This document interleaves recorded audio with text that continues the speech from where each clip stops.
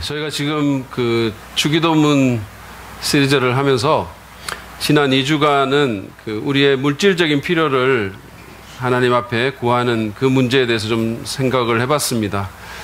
은혜가 되셨나요? 어떻게 아니라고 하겠습니까?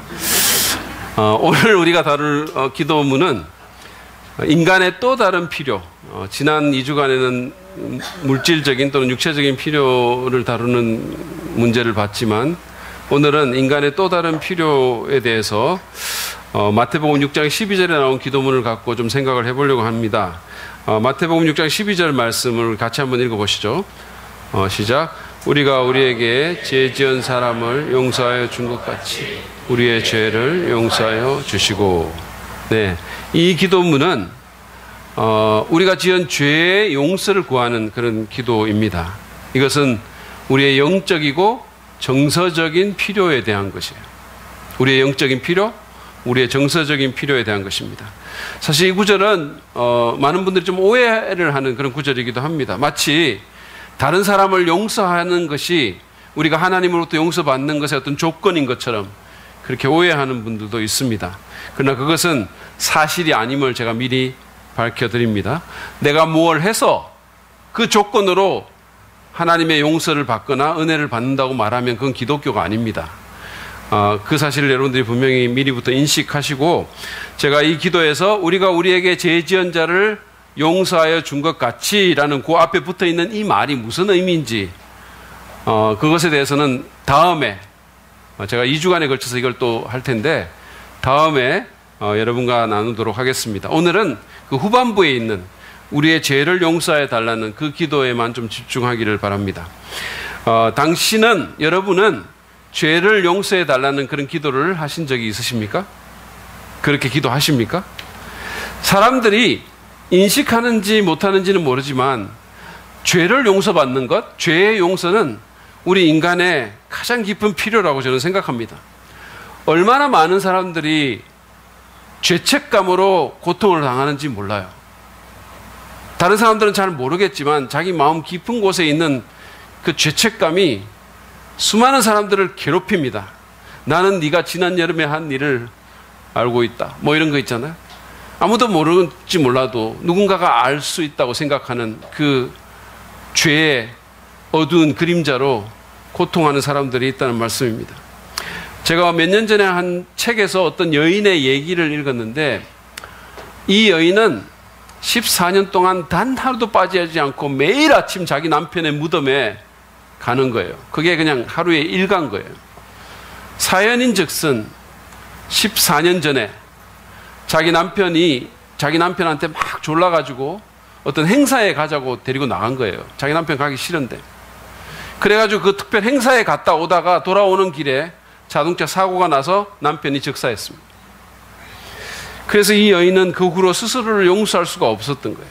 마음속에 늘 정말 죽을 것 같은 그 죄책감이 자신을 괴롭혔고, 그리고 이제 시간이 조금 가면 살다 보면 또 기쁜 일도 있을 수 있고 좀 그럴 수 있잖아요. 근데 조금이라도 기쁘거나 행복하면 자기 남편한테 잘못하는 것 같아가지고 그거를 누릴 수가 없었던 거예요. 그 남편의 사망 이후 14년 동안 이 여인은 죄책감으로 말미암아 살아도 죽은 것 같은, 살아도 산 게 아닌 것 같은 그런 삶을 사는 겁니다. 윌리엄 세들러라는 사람은 이런 말을 했어요. 깨끗한 양심은 신경성 질병에 대항하여 바리케이트를 치는 것이다. 이거를 거꾸로 말을 하면 우리의 양심이 더럽혀지고 우리가 죄책감에 시달리면 어떤 질병들을 우리가 초청하는 것과 같다는 거예요. 바리케이트가 무너지고 질병들이 우리 안에 들어올 수 있다는 얘기입니다. 실제로 존 스타트라는 그 신학자는 자신의 작은 책에 당신의 죄를 자백하시오라는 책이 있거든요. 그 책에서 한 영국 큰 병원의 병원장 얘기를 인용을 하는데 그 병원장이 이렇게 말을 한 겁니다. 만약에 우리 환자들이 용서를 확신한다면 그 중에 절반은 내일이라도 태어날 수 있을 겁니다. 그렇게 말한 거예요. 이게 무슨 말일까요? 그 환자들의 절반이 죄책감이나 양심의 가책과 같은 마음의 문제로 병이 들었다는 얘기예요. 우리나라 말에도 죄 지은 놈이 발 뻗고 못 잔다는 그런 말이 있지 않습니까? 용서를 받지 못하면 우리의 마음이, 우리의 양심이 고통을 받고 우리의 마음은 불안과 두려움과 우울함으로 오염됩니다. 그리고 우리의 삶은 먹구름에 덮이는 것 같은 삶을 사는 거예요. 늘 뭔가가 있는 것 같은, 개운하지 못한, 생각할 때마다 기분 나쁜, 나를 위축시키는 또는 두려워지게 만드는 그런 느낌으로 살아가는 거예요. 근데 여러분, 용서받지 못한 것의 문제가 이것만 있는 게 아니에요. 사실은 더 큰 문제는 현재의 삶이 아니라 미래에 있습니다. 우리가 죄를 용서받지 못하면 우리는 그 죄에 대한 형벌을 내가 영원토록 받아야 됩니다. 이거보다 더 큰 문제가 어디 있습니까? 여러분 한번 생각해 보십시오. 히브리서 9장 27절은 이렇게 말씀합니다. 사람이 한번 죽는 것은 정해진 일이요, 그 뒤에는 심판이 있습니다. 이 구절의 앞부분은 기독교인이 아니더라도 굳이 다 알 수 있는 말씀 아닙니까? 누구든지 사람이 한번 죽을 수밖에 없다는 사실은 인정합니다. 그런데 인간의 삶을 큰 그림으로 보는 성경 말씀은, 하나님 말씀은 그게 다가 아니라는 거예요. 한번 죽는 걸로 끝나는 게 아니라는 얘기입니다. 성경은 우리가 보지 못하는 이막에 대해서 경고합니다. 그 후에는 심판이 있다는 겁니다. 만약에 죽음이 다가 아니고, 만약에 죽은 후에도 내 영혼이 계속해서 살아서 거룩하신 하나님의 심판대 앞에 서야 한다면, 만약에 이런 가능성이 10%라도, 아니 1%라도 있다면,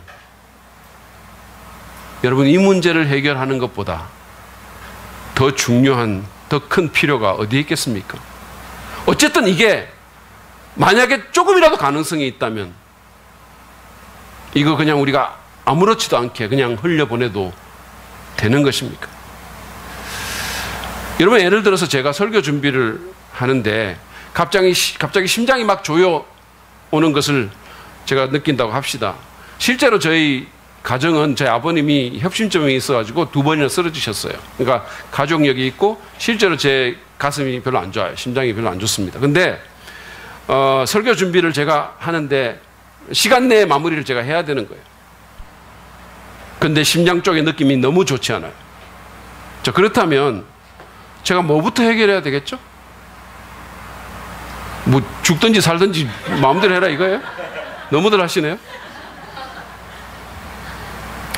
여러분이 여러분의 생명을 정말로 소중히 여긴다면, 여러분이 여러분의 인생에 대해서 정말 진지하다면, 죄에 대한 문제는 반드시 생각해 봐야 되고 반드시 해결받아야 됩니다.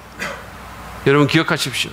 죄의 용서는 우리의 현재 삶의 질은 말할 것도 없고 미래의 삶의 질에까지 중대한 영향을 미치고 그것을 결정짓는 요인입니다. 그것은 우리 인간 마음의 가장 큰 필요이고 우리의 가장 깊은 필요이기도 합니다. 그래서 저는 오늘 우리 죄를 용서해 달라는 이 기도를 응답받기 위해서 알아야 될 2가지 단순한 사실을 여러분과 좀 나누기를 원합니다. 아직 우리 가운데 이 문제가 제대로 해결되지 않은 분이 있다면, 정말 내가 하나님으로부터 죄를 사함받은, 완전히 용서받은 확신이 없는 분이 여기 있다면, 저는 여러분이 오늘 말씀 잘 들으시고 이 중요한 문제를 꼭 해결할 수 있기를 바랍니다. 제가 사실은 지금까지는 주기도문을 하면서 예수 믿는 분들, 구원의 확신이 있는 분들, 하나님의 자녀인 것을 분명히 아는 분들을 중심적으로 말씀드렸지만, 오늘은 그 반대편에 있는 분들을 좀 염두에 두고 말씀을 나누려고 합니다. 그리고 다음번에 이 기도를 갖고 우리 하나님 자녀들과 또 나누기를 원합니다.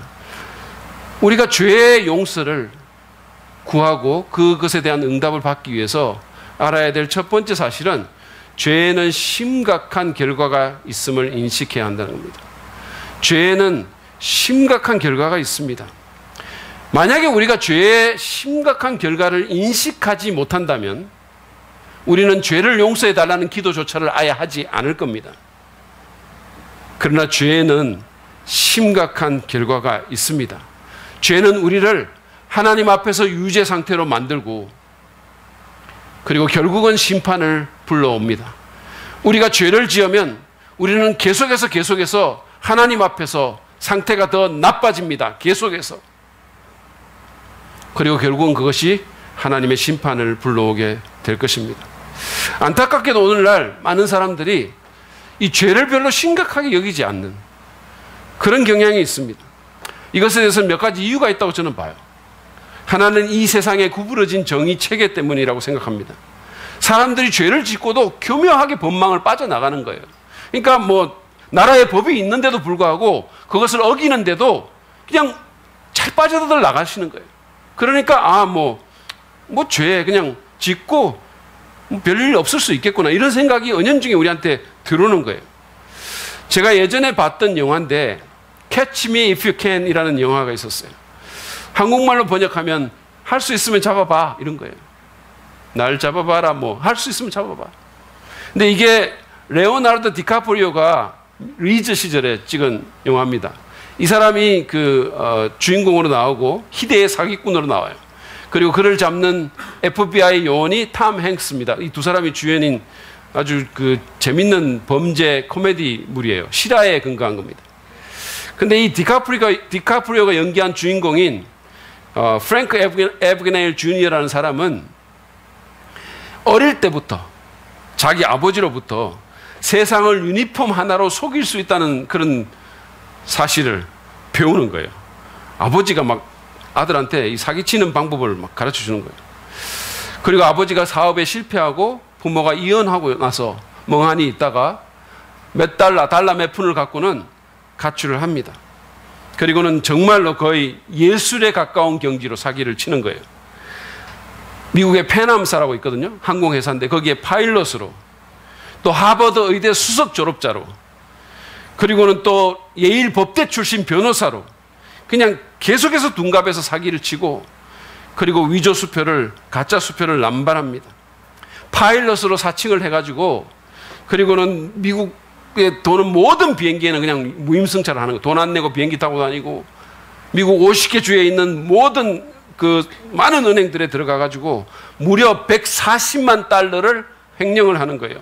이게 1960년대니까 지금으로 치면 1000만 달러 정도, 한국 돈으로 한 110억 정도가 되는 거예요. 내가 이럴 줄 알았다니까요. 여러분들은 이런 것 갖고는 전혀 그냥. 근데 이렇게 엄청난 돈을 횡령하고도 그는 잡히지 않습니다. 그래서 catch me if you can이에요. 잡을 수 있으면 한번 해봐.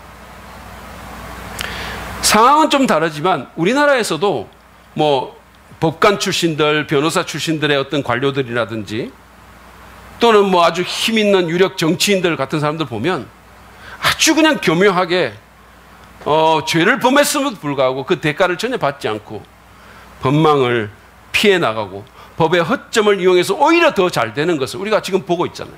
이런 사람들을 우리가 법꾸라지라고 얘기하잖아요. 어떤 정권이든 이런 사람 다 있어요. 이런 것들을 보면서 우리는 죄를 지어도 빠져나갈 수 있다는 생각을 은연중에 하게 되는 겁니다. 그런가 하면 죄에 대한 즉각적인 심판의 결여가 죄를 가볍게 여기도록 만드는 또 하나의 요인이라고 저는 생각해요. 죄를 짓는데 하나님이 아무 일도 안 하시는 것 같은 거예요. 죄를 짓는데.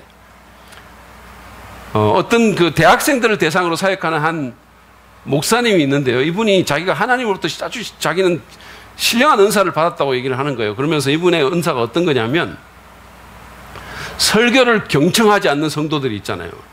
그러면 그런 성도들을 향해 가지고 소경이 되라 이렇게 얘기를 하는 거예요. 그러면 그 사람들이 눈이 안 보인다는 거예요. 한동안 눈이 안 보인다는 거예요. 제가 이걸 읽으면서 나도 이런 은사가 있으면 좋겠다 이런 생각도 살짝 했는데, 그러고 있잖아요. 예배 태도 안 좋죠? 예배 태도 안 좋으면 나중에 예배 끝나고 일어나려고 할 때 못 일어나는 거예요. 이 엉덩이가 의자에 딱 붙어가지고 떨어지지가 않는 거예요. 몇 시간 동안. 여러분은 이렇게 별로 능력 없고 영빨 없는 목사를, 담임 목사를 이렇게 가진 것을 하나님께 감사해야 돼요. 제가 사실은 지난주에 비 얘기 좀 했더니, 아니 오늘 또 비가 오시는데 우리 성도님들 들어오면서 아니 목사님 기도 안 하고 뭐 하셨냐고 이렇게 하는데, 제가 사실은 그렇게 능력이 있는 사람 아니에요. 그냥 지난번은 어쩌다가 그냥 뭐 황소 뒷발질 치다가 그냥 쥐잡은 거예요. 근데 하나님은 이런 방식으로 즉각 뭐 벌을 내리고 설교 안 듣는다고 눈 멀게 하고 이런 분 아니십니다. 그럼 거의 대부분 눈 멀을 수 있어요. 하나님은 우리가 스스로 돌이키도록 기다리시는 거예요. 하나님의 오래 참으심을 멸시하지 말라고 성경이 그렇게 말하고 있습니다. 사실 우리가 죄를 짓는데도 아무 문제가 없고 뭐 죄를 짓는데 들키지도 않고 오히려 일이 더 잘 되는 것 같으면 사실 이게 좋아할 일은 아니고, 만약에 여러분이 그리스도인이라면 정말로 이건 걱정해야 될, 정말 두려워해야 될 일이에요. 내가 뭔가 잘못하고 있는데도 아무런 문제가 일어나지 않는다? 그건 진짜 무서운 일입니다. 어쨌든 하나님의 참으심에 대한 신호를 잘못 읽고 죄를 짓는데도 즉각적인 심판이 없다고 해서 그냥 가볍게 넘기고, 그러고는 그냥 그러면서 또 다른 죄를 반복하는 그런 일들이 일어나는 거예요. 여러분, 그러나 죄는 가벼운 것이 아닙니다. 하나님이 그냥 아무것도 모르고 허허거리며 있는 거 아닙니다. 우리가 성폭행범이나 또는 뭐 아주 사악한 강도 살인범 같은 얘기를 듣고 분노하잖아요. 우리가 분노하거든요. 왜냐면 우리 안에 정의감이 있으니까. 사실은 그렇게까지도 정의롭지 않은데도 우리는 남의 뭐 잘못을 들으면 분노해요. 하나님의 정의감은 우리만 못하다고 생각하십니까? 하나님은 우리 자신이 짓는 죄에 분노하십니다. 그걸 아셔야 돼요. 물론 하나님 우리 사랑하시죠. 그렇지만 그 죄는 하나님을 진노하게 만듭니다.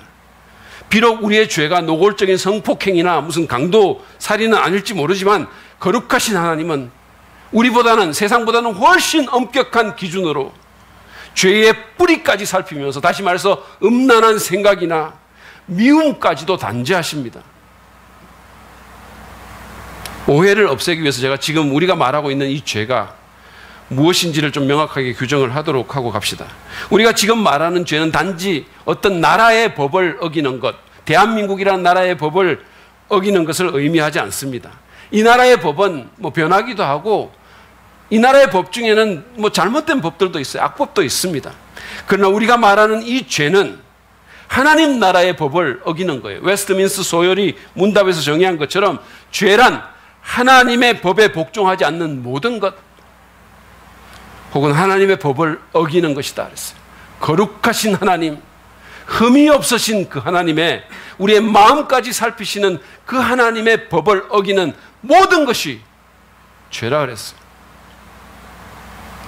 그 법은 우리의 양심에도 기록되어 있고, 더 상세하게는 하나님의 말씀인 성경에 기록되어 있고 결코 변하지 않습니다. 그 법은 완벽하게 정의롭고 차별이 없습니다. 우리는 국가와 정부의 정의를 요구하고 죄를 처벌하지 않는 나라가 나라냐고, 이게 나라냐고 막 말을 하잖아요. 그런데 정작 하나님이 당신의 높은 도덕성으로 정의를 세우려 하고 죄를 심판하신다고 말을 하면 불편해하는 그런 모순된 태도를 보이는 거예요.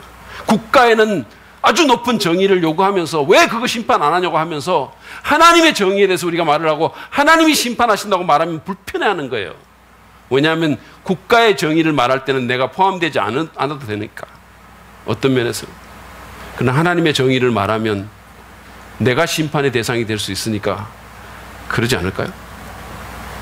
더 나라다운 나라일수록 범죄를 간과하지 않듯이, 누구도 차별하지 않고 죄를 묻듯이 또는 정의를 세우듯이 하나님은 누구의 죄도, 어떤 죄도 간과하지 않으십니다. 여러분, 그 정도는 돼야 거룩하시고 정의로우신 하나님답지 않습니까? 하나님이 정의로운 정부의 기준에도 못 미친다면 그런 분을 우리가 어떻게 하나님이라고 할 수 있겠습니까? 사실 오늘 본문을 보면요, 그 한글 성경에는 죄로 번역이 되어 있는데요, 원어로는 이게 빚으로 되어 있어요. 빚진다는 빚 있잖아요. 여러분 빚져본 적이 있으세요? 제가 어떤 목사님을 한 분 만나가지고 어떻게 잘 지내십니까? 이렇게 인사를 했거든요. 근데 그분이 어떻게 대답하냐면 빚 가운데로 걸어갑니다, 이렇게 말을 하는 거예요. 그래서 제가 참 희한한 대답도 다 있다 이렇게 생각했어요. 그러면서 아니 뭐 이렇게 잘난 체 하지? 속으로 약간 그런 생각이 들었거든요. 그런데 그게 그 빚이 아니었어요. 빚이었습니다. 이분이 교회 건축을 시작해가지고 그래서 빚 가운데로 걸어갔던 거예요. 우리도 곧 그럴 가능성이 지금 있습니다. 빛 가운데로만 걷지 말고 빛 가운데로 걸으십시다. 근데 어쨌든 죄는 여기서 말하기를 하나님의 법을 어기는 것뿐만 아니라 빚이에요. 우리가 죄를 지으면 우리는 하나님과 채무관계에 들어가게 됩니다. 우리는 하나님께 도덕적인 빚을 진 채무자가 되는 거예요. 거룩하신 하나님께 그분의 피조물로서 그분의 법을 어긴 도덕적인 채무자가 되는 겁니다. 그리고 그 빚은 날마다 계속해서 늘어가는 거예요. 그리고는 마침내 그것은 우리가 도저히 갚을 수 없는 그런 빚이 됩니다. 여러분, 사람들이 이런 상황에 내몰리면 자살도 하잖아요. 예를 들어서 내가 내 빚이 한 1,000만 원 정도면 그래도 어떻게 열심히 한번 갚아보려고 하는데 이 빚이 10억이 되고 100억이 되면 그거 어떡합니까? 상황이 그만큼 심각하다는 말씀이에요. 사도 바울은 로마서 2장 5절에서 믿지 않는 사람에 대해서 이렇게 말했습니다. 보십시오. 그대는 완고하여 회개할 마음이 없으니 하나님의 공정한 심판이 나타날 진노의 날에 자기가 받을 진노를 스스로 쌓아 올리고 있는 것입니다. 그랬어요. 죄의 심각성을 무시하고 하나님께 용서를 구하지도 않고 무슨 다 짓는 죄인데 왜 이래 이러면서 그렇게 이 땅에서 살아가는 것은 하루하루가 하나님 앞에서 진노를 쌓아가는 과정이라는 거예요. 그 빚이 점점 늘어나는 그런 일임을 바울이 경고하고 있는 겁니다. 죄를 가볍게 여기지 마시기를 바랍니다. 예수 믿는 그리스도인들은 말할 것도 없고 아직 믿지 않는 분들도 마찬가지예요. 여러분, 죄에는 결과가 있습니다. 그것을 우리가 반드시 알아야 돼요. 결과가 없는 죄라는 것은 없어요. 그 결과가 당장 나타나지 않을 수는 있어요. 내가 죄를 지었는데 그 결과가 당장 안 나타날 수는 있어요. 그렇지만 결과가 없는 죄는 없습니다. 모든 죄는, 그게 아무리 은밀한 죄라 할지라도 모든 죄는 하나님의 마음을 근심케 만들고 우리의 어떤 부분을 죽입니다. 모든 죄는 우리의 영혼을 어둡게 만드는 거예요. 그리고 누군가를 해치게 되는 겁니다. 무엇보다도 죄는 우리를 하나님 앞에 유죄 상태로 만들고 심판을 불러옵니다. 사람이 한 번 죽는 것은 정해진 일이고 그 뒤에는 심판이 있다라고 말씀했습니다. 물론 이렇게 죄에 대해서 말하는 거 유쾌하지 않아요. 기분 나쁘죠, 사실은. 기분 나쁠 수 있어요. 저도 불편합니다. 지금 이렇게 더운 날에 이런 죄 얘기하는 게 그렇게 저도 좋겠어요?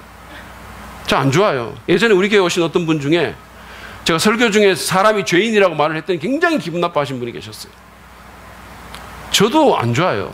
여러분, 그러나 암이라는 말이 불쾌하다고 해서 의사가 그 말을 피하지 않는 것처럼, 피해서는 안 되는 것처럼 죄라는 단어도 그냥 피해서는 안 되는 겁니다.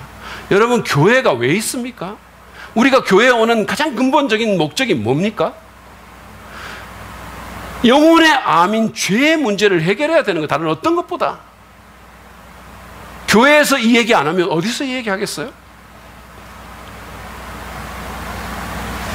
죄는 우리 모두의 불편한 현실입니다. 그리고 우리는 이 문제를 반드시 해결해야 됩니다.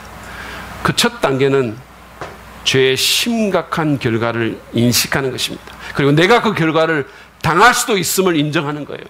내가 그 죄의 심각한 결과를 당할 대상이라는 사실을 깨닫지 않으면 이 문제는 해결할 수 없어요.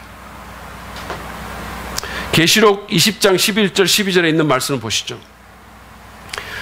보이시나요? 같이 한번 읽어볼까요? 시작. 나는 크고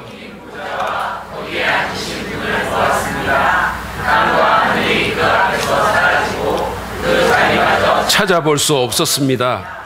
나는 또 죽은 사람들이 큰 자나 작은 자나 할 것 없이 다 그 보좌 앞에 서 있는 것을 보았습니다. 그리고 책들을 펴놓고 또 다른 책 하나를 펴놓았는데 그것은 생명의 책이었습니다. 죽은 사람들은 그 책에 기록되어 있는 대로 자기들의 행위대로 심판을 받았습니다. 여러분, 상상해 보십시오. 땅과 하늘이 다 사라지고 우리가 아는 세상이 완전히 없어지고 보좌에 앉으신 어마무시한 하나님 앞에 내가 혼자 서서 심판을 받을 때 여러분 무슨 말씀을 하시겠습니까? 누구도 나를 도와줄 수 없고 내가 지은 수많은 죄들이, 아무도 몰랐던 그런 은밀한 죄들이 낱낱이 공개될 때 여러분은 그 심판주 앞에서 뭐라고 말씀드리겠습니까? 어떻게 할 작정이십니까? 만약에 여러분이 이 죄의 문제를 여기서 완벽하게 해결하지 않는다면 그 죄는 반드시 여러분을 하나님의 심판대 앞에 세울 것입니다. 그 엄중한 현실을 직시하시길 바랍니다. 그리고 여러분 자신뿐만 아니라 여러분의 자녀들과 가족들도 마찬가지예요. 죄의 결과가 가져올 그 무서운 것들을 직시할 수 있어야 돼요.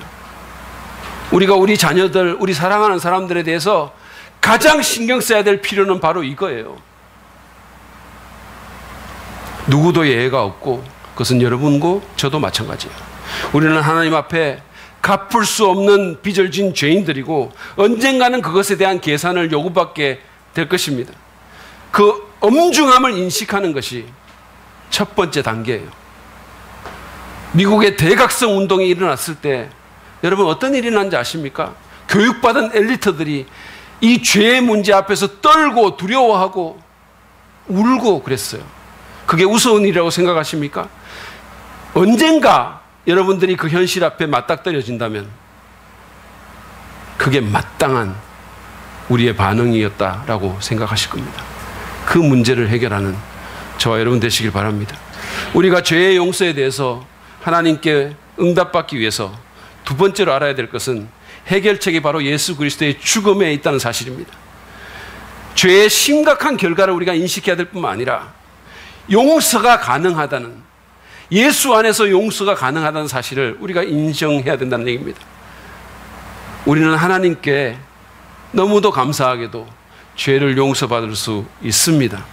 하나님께서 우리를 긍휼히 여기셔서, 하나님 꼭 그래야 될 이유가 없거든요. 하나님 그럴 필요 없는데, 하나님은 완벽하게 자유로운 분이신데 사랑이신 그분이 알 수 없는 이유로 우리를 긍휼히 여기시고 우리의 죄를, 그 죄의 빚을 탕감해 주시기로 결정하신 거예요.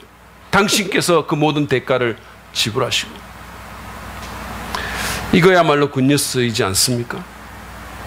저희 아들이 만 4살 땐가 5살 땐가 맹장염에 걸린 적이 있어요. 그래가지고 밤에 막 배가 아프다고 배를 부여잡고 막 그러고 막 토하고 막 이러는 거예요. 근데 우리는 어떻게 했냐면 우리 집사람이 헤스탈인가 뭐 소화제 먹이고 자라 그랬어요. 우리 집에는 아프면 그 2단계 처방법이 있어요. 첫 번째 단계는 뭐냐면 타이로이드나 헤스탈을 먹는 거예요.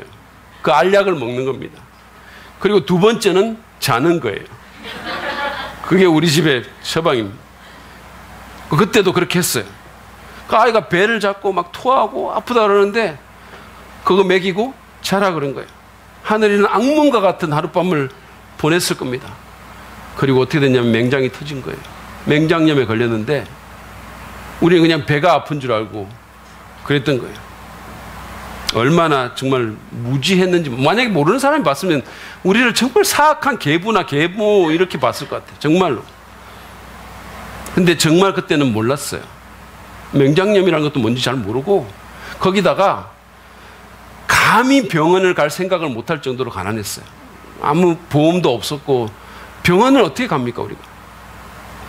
그래서 그 아이가 맹장이 터져가지고 너무 고생하고, 그래서 결국은 응급실, 큰 병원 응급실에 이렇게 갔는데 칠드런즈 하스피탈이라고 달라스에서 굉장히 아이들에게는 굉장히 좋은 그런 병원이에요. 근데 그 병원에 이제 들어가가지고 큰 수술을 했어요.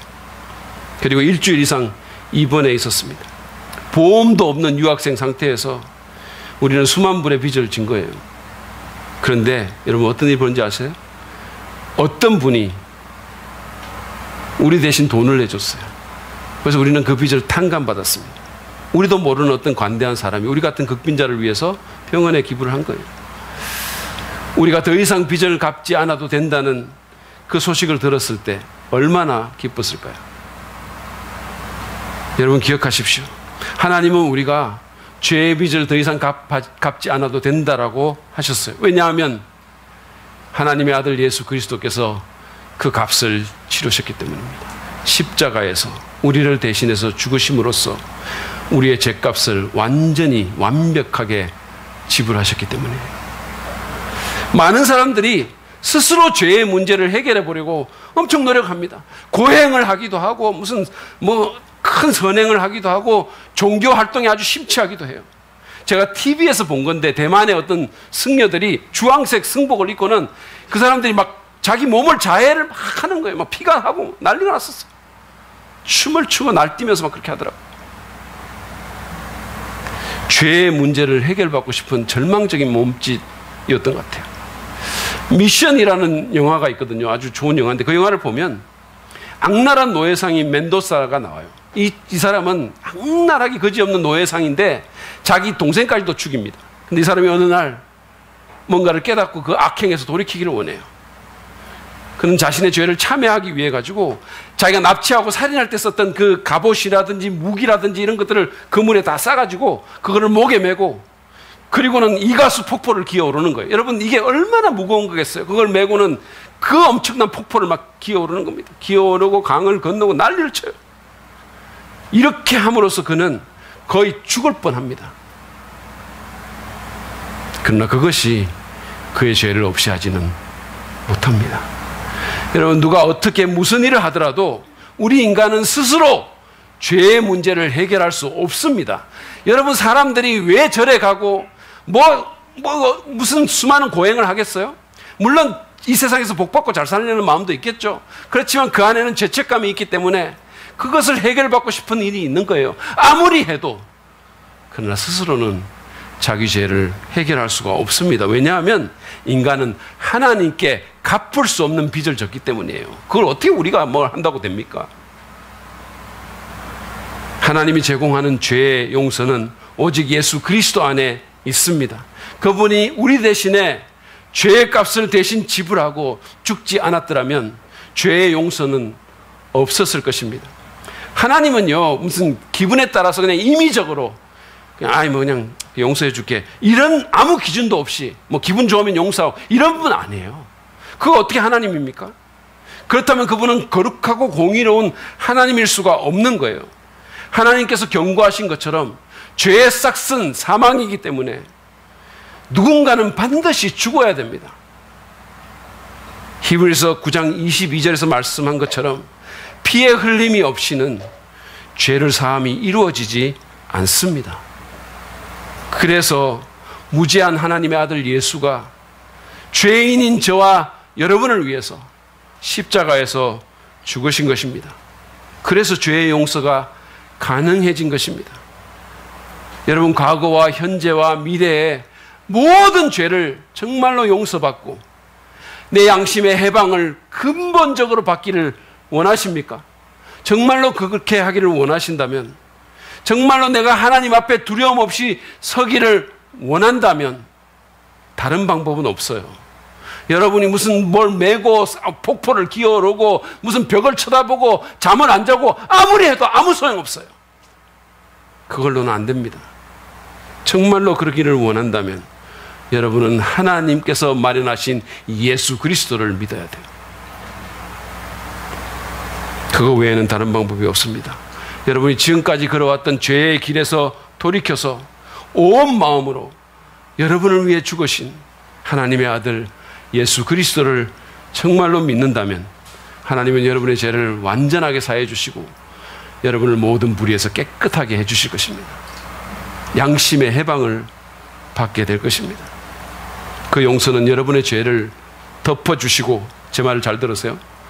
하나님의 용서는 여러분의 죄를 완벽하게 덮어주시고 그 죄를 아예 지워버리고 기억조차 하지 않으실 것입니다. 히브리서 기자는 예수님의 그 희생 제물이, 예수님의 십자가 그 희생이 얼마나 막강하고 얼마나 유효한지를 계속해서 강조하고 설명하다가 히브리서 10장 17절에서 이렇게 선언합니다. 여러분 이거 같이 한번 읽을까요? 시작. 나는 그들의 죄와 불법을 더 이상 기억하지 않겠다. 하나님께서 말씀하셨어요. 우리의 죄와 불법을 아예 기억도 안 하겠다 그랬어요. 여러분 제가 청년 시절에 방황하다가 죄 때문에 고민하고 제 인생에 대해서 절망하다가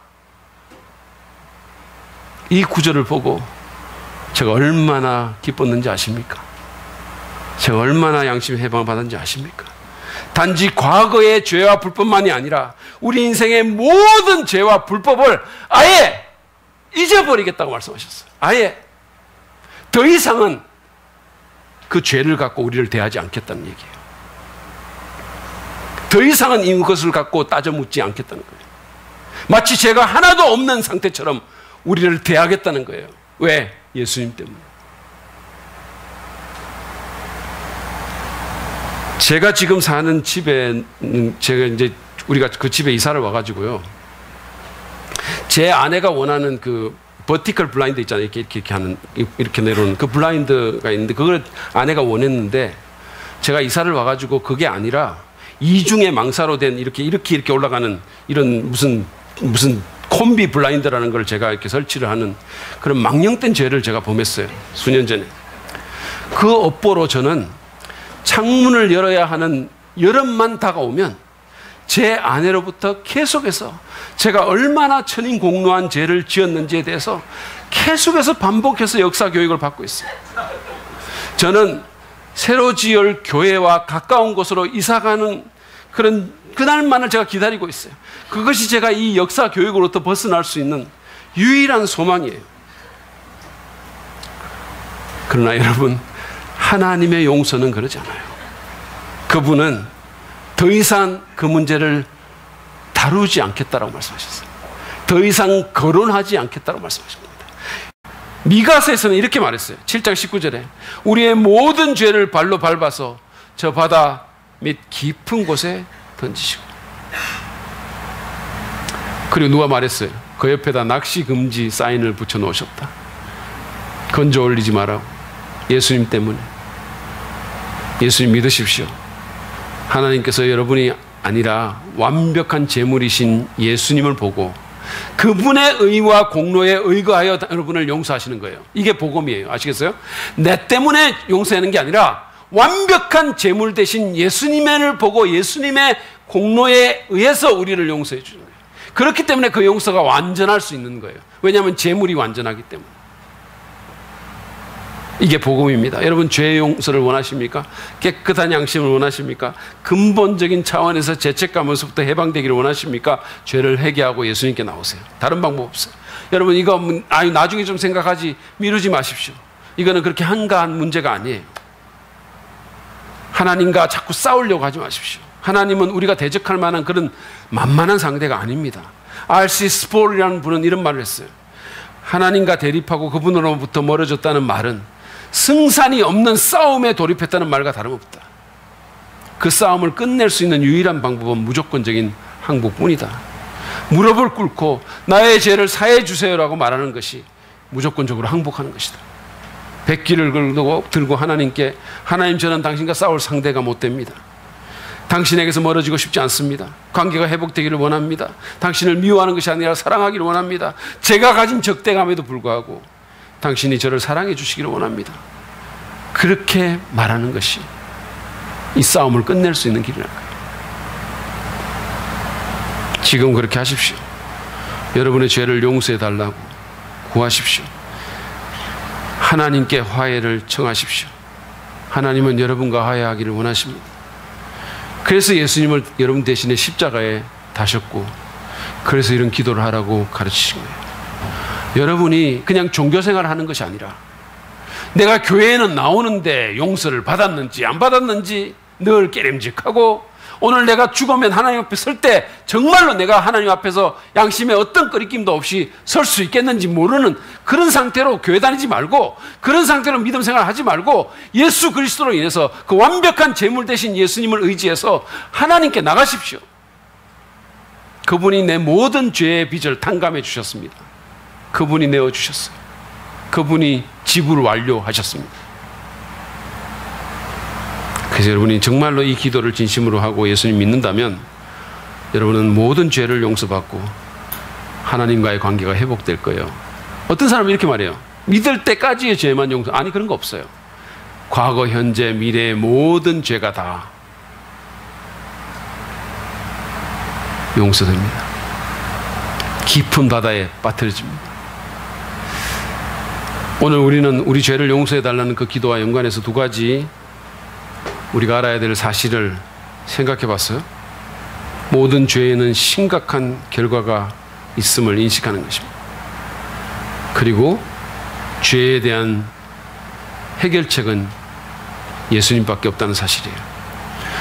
제가 말씀을 마무리하면서 척 콜슨이라는 사람의 책에서 읽었던 한 얘기를 하고 끝을 내려고 합니다. 이 찰스 콜슨이라는 사람은 여러분 닉슨 대통령 아시죠? 혹시 미국에서 그 탄핵의 위기에 몰렸던 이 닉슨 대통령의 그 보좌관을 했던 사람이에요. 브라운 대학 나오고 조지 워싱턴 법대 나와가지고 굉장히 똑똑한 사람입니다. 그래 젊은 나이에 승승장구해가지고 그래가지고 닉슨의 뭐 법률 담당 보좌관이 하여튼 굉장히 높은 위치에 있었어요. 그러다가 워터게이트 사건이 터져가지고 거기에 연루가 돼서 감옥에 갔어요. 그리고 그 일로 인해서 이 사람이 예수를 믿게 된 거예요. 그래가지고 척 콜슨이 죄를 용서받게 됐어요. 이 사람은 실제로 범죄자잖아요. 미국의 그 엄청난 워터게이트 스캔들의 한 부분을 담당했던 사람입니다. 그 죄가 뭐라는 것을 너무 잘 알았던 사람이죠. 근데 그 죄를 예수님으로부터 용서받고 그리고 감옥에서 나와가지고는 이 프리즌 미니스트리라고 감옥을 돌면서 사역하는 사역을 했어요. 수많은 죄인들에게 희망을 주는 삶을 살았습니다. 근데 이 사람이 쓴 책에 또 다른 죄인 얘기가 하나 나오는데 그게 누구냐면 2차 대전 때 그 히틀러의 측근으로서 그 전범이죠. 나치 수용소를 감독했던 알버트 스피어라는 사람이에요. 독일 사람입니다. 자, 이 사람은 24명의 고위 나치 전범 가운데서 유일하게 죄를 인정한 사람이에요. 그래가지고 그 20년 형을 살았는데 엄청나게 열악한 정말 안 좋은 감옥에서 20년을 살았어요.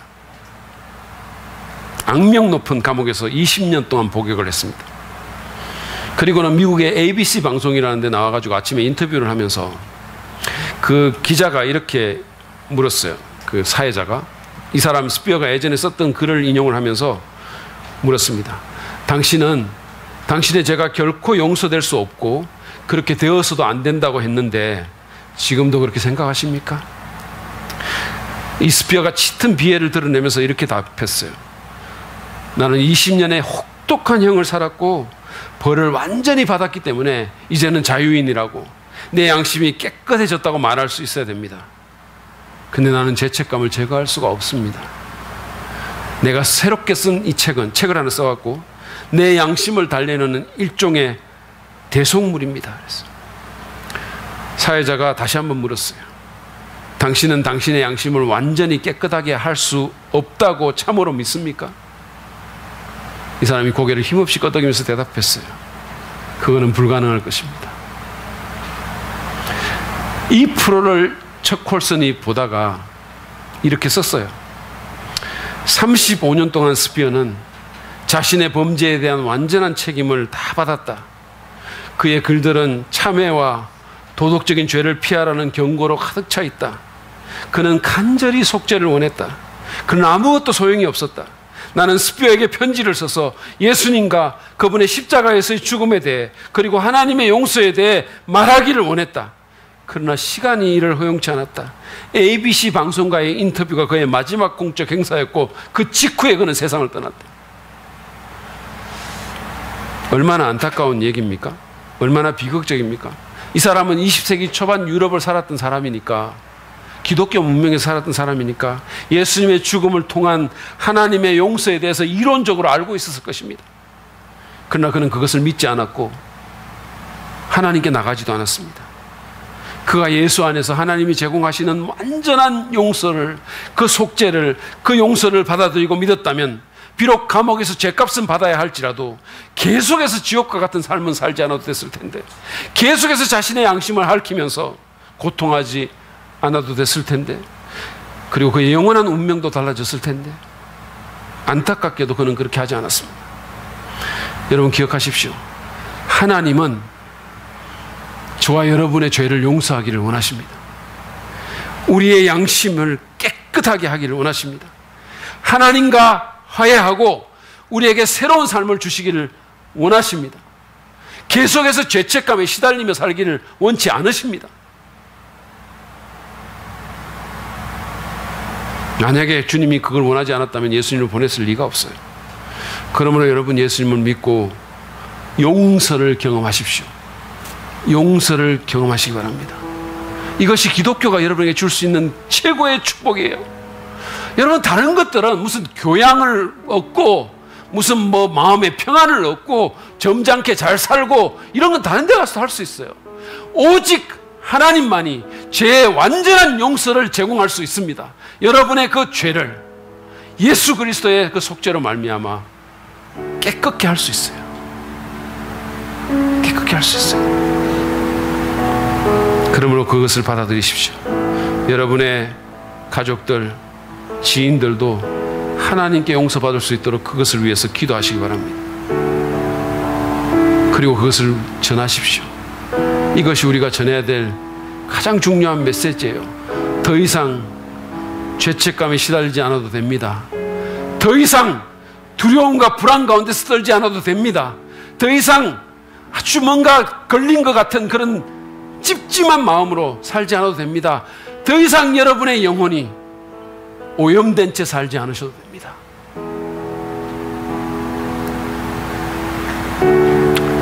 스피어의 경우에서 보듯이 여러분, 언제까지 그런 기회가 있다고 보장할 수 없어요. 지금 기회가 있을 때 혹시 여러분 사죄의 은총을 경험하지 못하셨습니까? 죄의 용서에 대한 확신이 없으십니까? 혹시 하나님 앞에 내가 섰을 때 어떻게 해야 될지 모르겠습니까? 오늘 주님이 여러분을 초대하십니다. 예수님을 믿으십시오. 마음을 열고 나를 위해서 십자가에서 달려 돌아가신 예수를 믿으십시오. 여러분, 우리가 예수 믿는다는 것은 그냥 교회당 와서 앉아있는다는 뜻이 아니고, 예수 믿는다는 것은 내 죄를 위해서 십자가에 달려 돌아가신 그 예수를 믿는다는 거예요.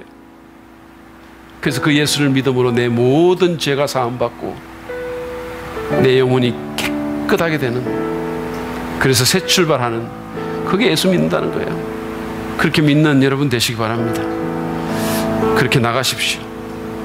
죄의 용서와 양심의 해방과 하나님과의 화해를 여러분이 경험하게 될 것입니다.